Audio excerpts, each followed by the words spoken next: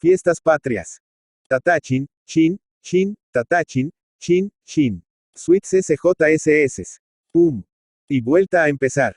Uno que otro pilluelo desarrapado sigue a la charauga y a don Máximo, el viejo portero de la municipalidad, cargado con un mortero y 2 docenas de bombas de estruendo para la salva reglamentaria de 21 cañonazos. Porque, eso sí, lo que es cañones, Pago Chico no los tenía sino en la pasiva condición de postres, a la puerta del antiguo fuerte que, adobe por adobe, iba derrumbándose en plena plaza principal. Era el amanecer de un día patrio.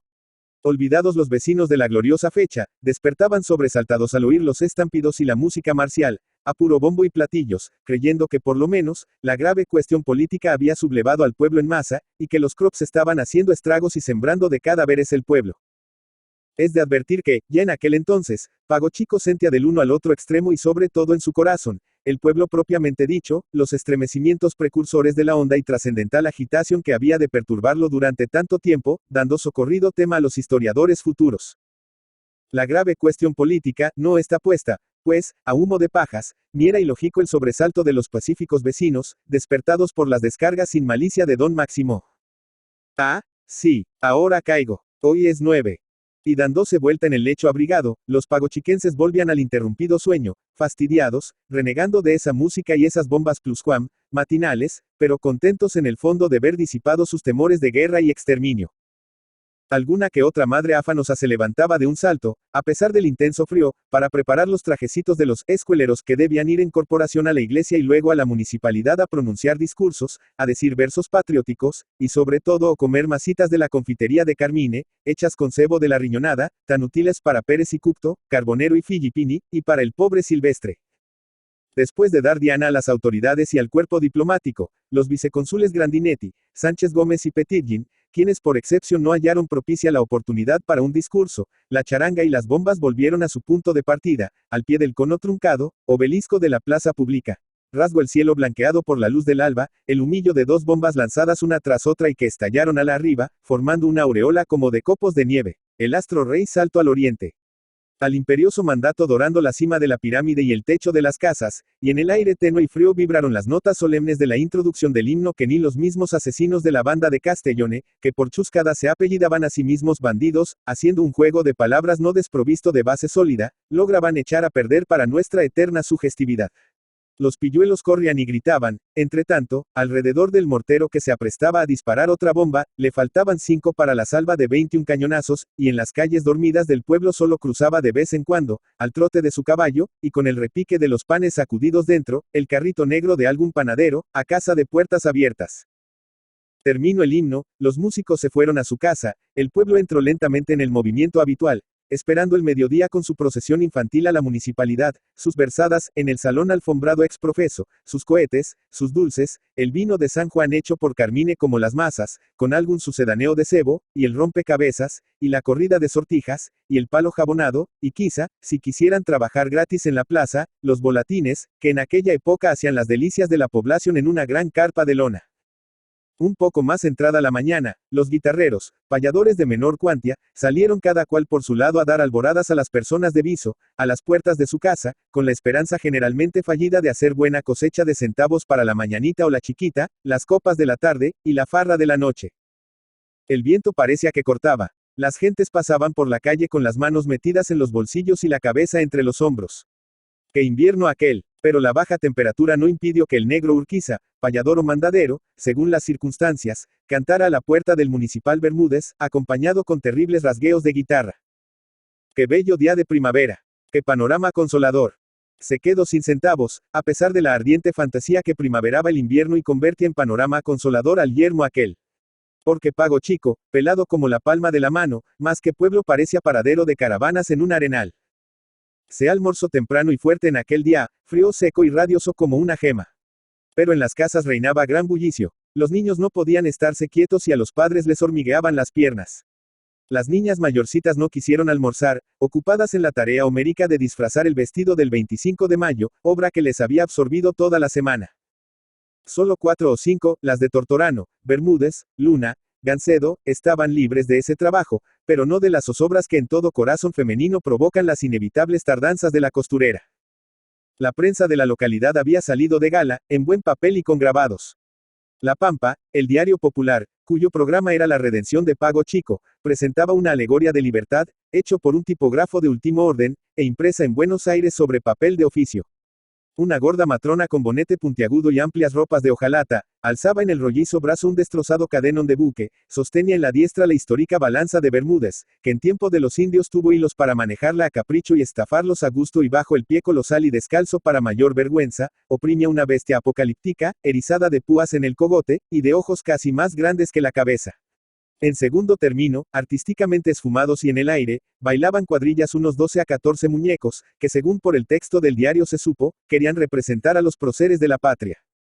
La alegoria, alegría pronunciaba Tortorano, llevaba estas leyendas. Y a sus plantas rendido un león. El doctor Pérez y Cueto, que se hallaba en la redacción con Viera, Silvestre y otros, al ver el verso sacó el lápiz, tachó con rabia la palabra, león, y puso debajo, razón. ¿Qué león, ni qué león? Exclamó, cuando mucho habrán vencido a un ratón. No hable mal de España, le dijo con sorna Silvestre. No es tan ratón, doctor. Vaya usted al caramba, gritó Pérez y Cucto, saliendo de allí como una bomba para evitar un desagrado. Viera se limitó a lamentar que su alegoria pudiera prestarse para interpretaciones belicosas o hirientes. Ni se había pasado por la imaginación que aquello pudiera suceder.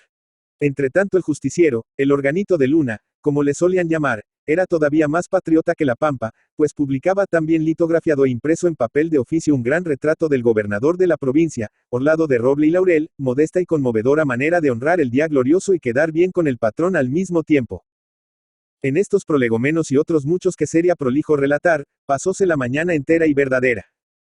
A las 12 volvió a oírse por esas calles el aullido de la banda de Castellone, tocando una marcha que el maestro, así se llamaba el mismo, había rapsodiado para aquella circunstancia solemne. Rimbombaron en la desnuda plaza, tenía eco, los cohetes de don Máximo, muy estirado, enorgullecidísimo de sus altas funciones, y la gente fue introduciéndose por grupos en la iglesia, casa del señor y más inmediata y exclusivamente, del cura Papagna.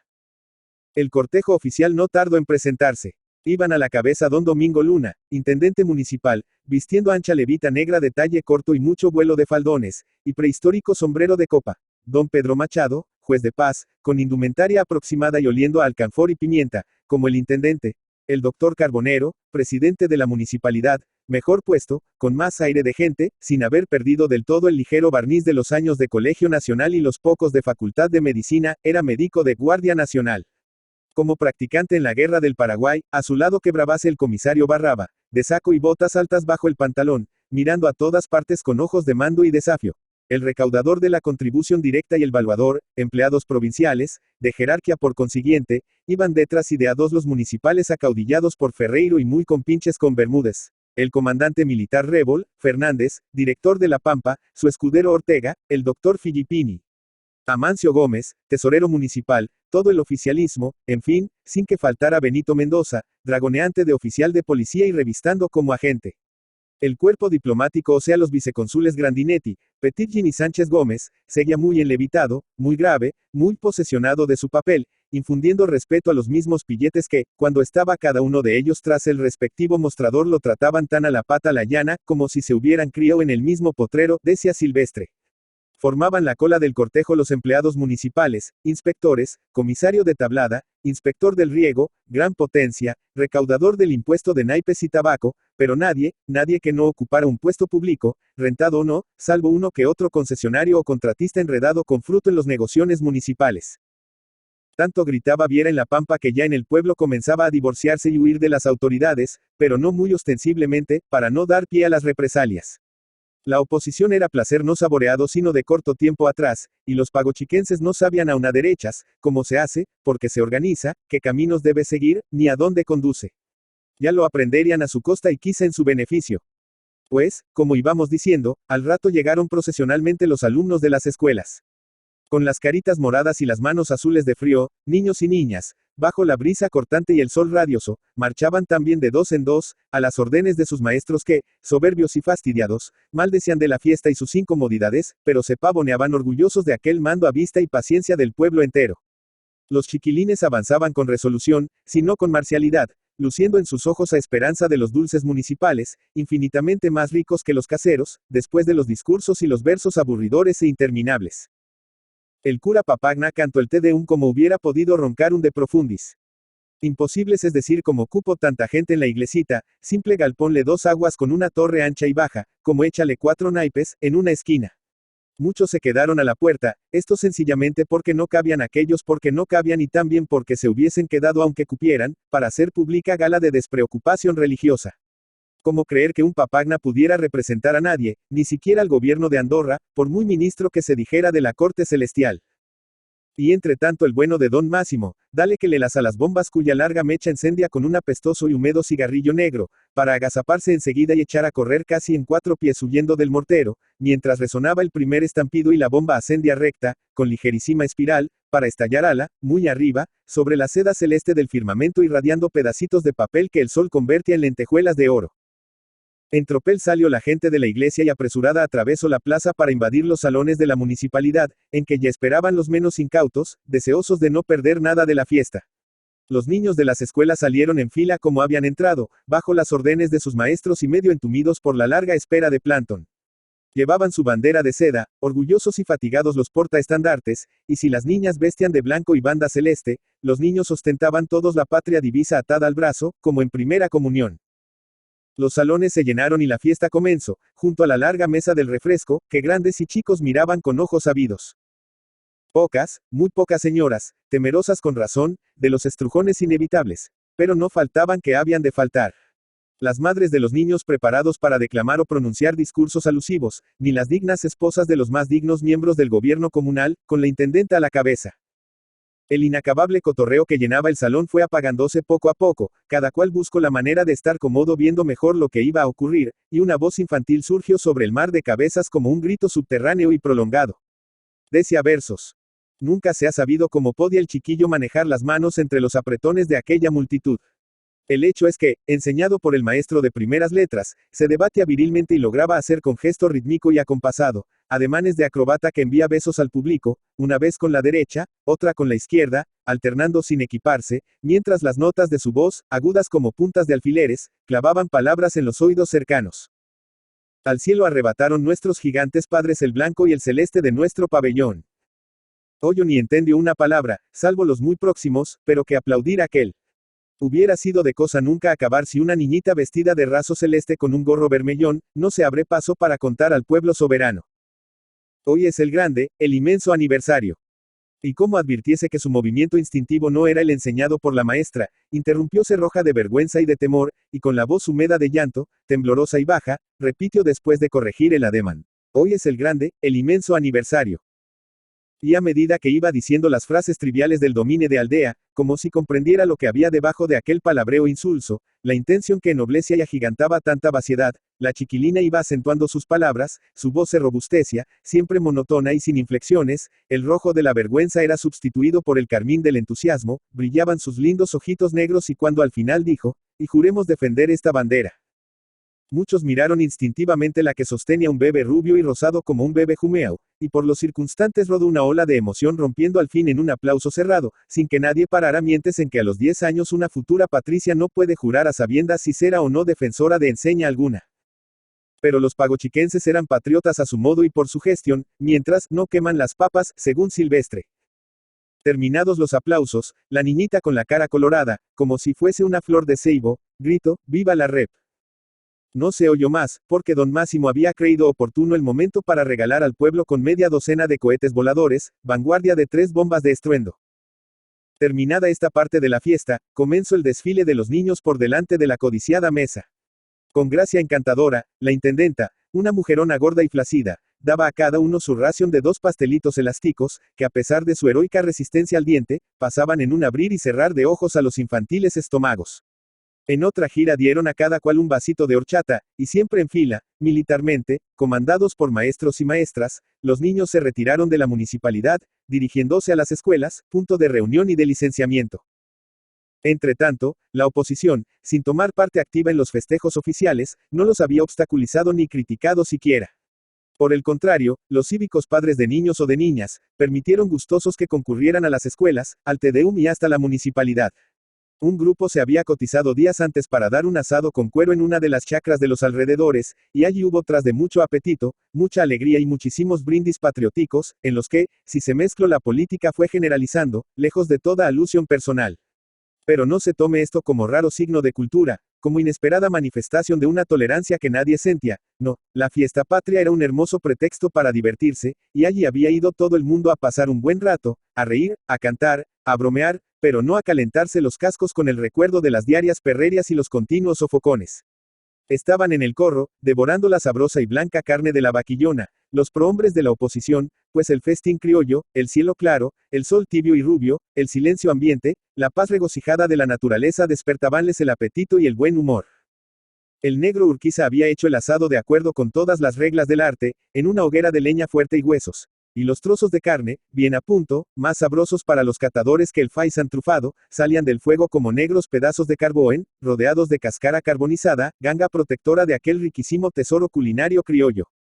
El moreno había estado, a la altura de sus antecedentes, se dijo para felicitarlo, desde los primeros bocados.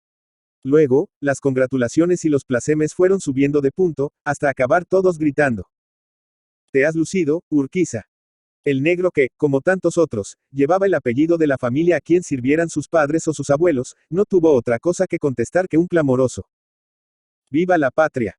El almuerzo criollo había terminado cuando comenzó a bajar el sol, y los comensales, unos a caballo, otros en americana, algunos en tilburí, comenzaron a volverse a las casas, como decían indicando el pueblo, después de haber solemnizado con el estómago, como en la más refinada civilización, el magno aniversario de la declaración de nuestra independencia. Pero volvamos a los concurrentes de los salones municipales en el punto en que los dejamos, es decir, a la salida de los niños.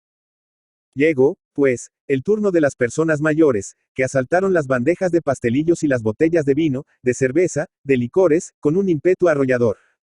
En un momento quedó el tendal de cadáveres, la mesa limpia de vituallas pero no de manchas, y los brindis comenzaron, iniciándolos el vice, cónsul Frances, M. Petitjean, quien pronunció las siguientes sentidísimas palabras: señoras y señores.